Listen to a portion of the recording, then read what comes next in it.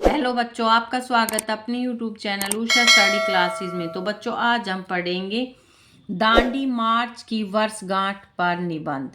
प्रस्तावना: भारतीय स्वतंत्रता संग्राम के इतिहास में 12 मार्च की तिथि स्वर्ण अक्षरों में अंकित है। यह वह दिन है जब 1930 में महात्मा गांधी ने नमक सत्याग्रह के रूप में एक ऐसी पदयात्रा शुरू की थी जिसने ब्रिटिश साम्राज्य की नींव हिला दी। दांडी मार्च की वर्षगांठ केवल एक ऐतिहासिक घटना की याद नहीं है, बल्कि यह अन्याय के विरुद्ध अहिंसक संघर्ष और जनशक्ति के अटूट विश्वास का प्रतीक है।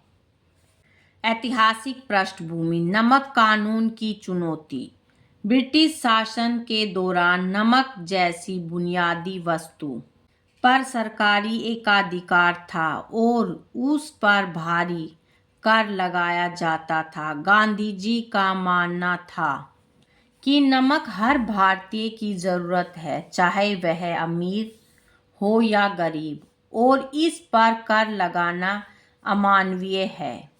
अल्टीमेट्स: मार्च शुरू करने से पहले गांधी जी ने वायसराय लॉर्ड इरविन को पत्र लिखकर नमक कर हटाने की मांग की थी, जिसे ठुकरा दिया गया। उद्देश्य: इस यात्रा का मुख्य उद्देश्य सविनय अवज्ञा आंदोलन की शुरुआत करना था। यात्रा का विवरण: साबरमती से दांडी तक। प्रारंभ: 12 मार्च 1930 को सुबह 6:30 बजे गांधी जी ने अपने 78 या 79 भरोसेमंद अनुयायियों के साथ अहमदाबाद के साबरमती आश्रम से प्रस्थान किया। दूरी और समय: यह यात्रा लगभग 241 मील लंबी थी, जिसे 24 दिनों में पूरा किया गया।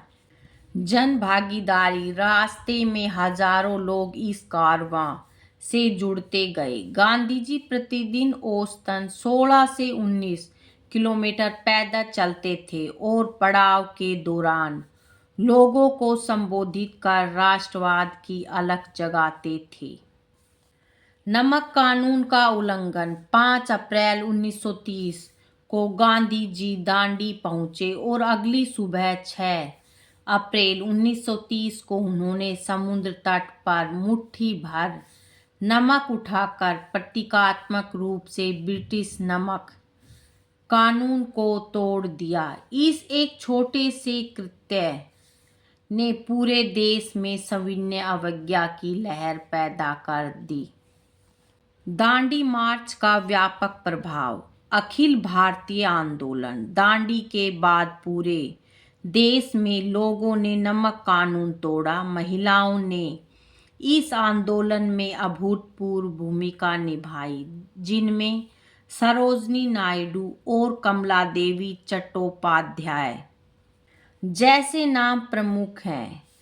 अंतर्राष्ट्रीय ध्यान: अमेरिकी पत्रकार वेब मिलर की रिपोर्टिंग के माध्यम से इस आंदोलन ने वैश्विक स्तर पर ध्यान आकर्षित किया, जिससे ब्रिटिश शासन की नैतिक साख गिर गई। आर्थिक बहिष्कार: विदेशी कपड़ों का बहिष्कार किया गया और ब्रिटिश वस्तुओं का आयात आधा रह गया। वर्षगांठ का महत्व और वर्तमान संदर्भ: आज दांडी मार्च की वर्षगांठ हमें आत्मनिर्भर भारत और स्वदेशी के संकल्प की याद दिलाती है।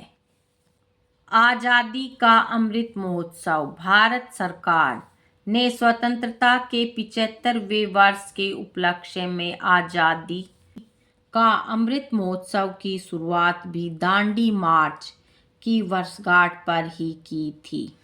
सांस्कृतिक प्रतीक: गुजरात के दांडी में निर्मित राष्ट्रीय नमक सत्याग्रह स्मारक इसी संघर्ष की गौरवशाली गाथा को आज की पीढ़ी तक पहुंचाता है।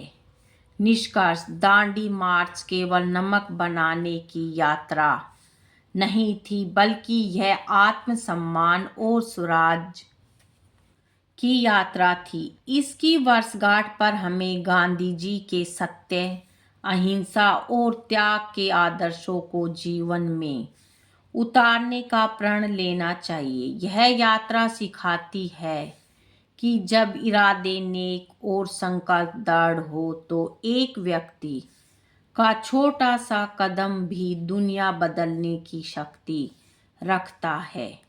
बच्चों आज की वीडियो में इतना ही, मिलेंगे नेक्स्ट वीडियो में एक नए टॉपिक के साथ। बच्चों वीडियो अगर अच्छी लगी तो वीडियो को लाइक करें, शेयर करें और चैनल पे नए हैं तो चैनल को सब्सक्राइब करें। Thank you.